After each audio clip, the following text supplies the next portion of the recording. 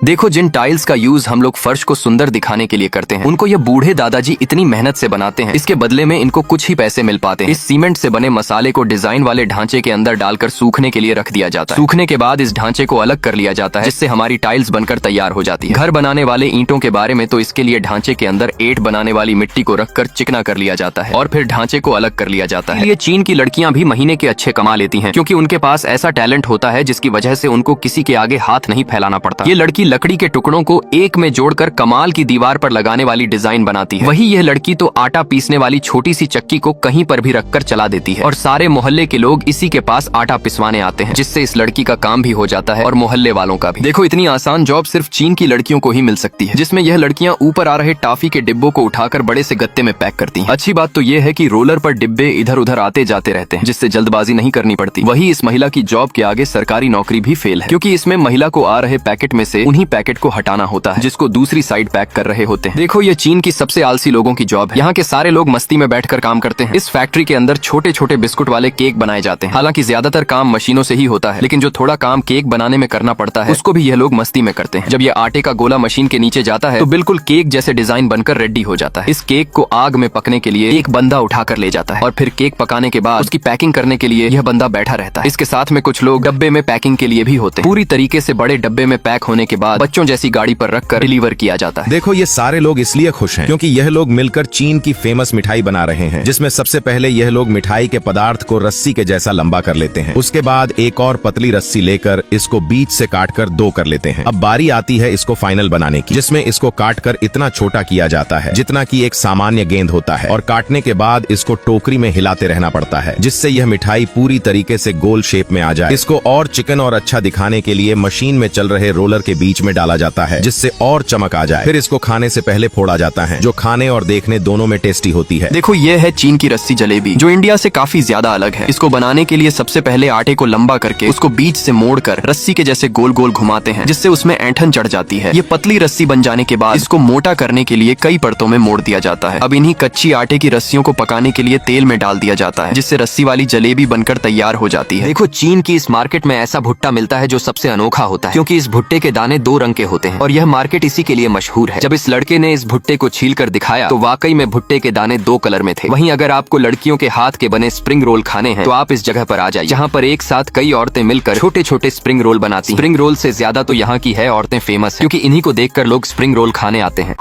कभी भी इस गजब व्हाट्सएप चैनल को इग्नोर मत करना।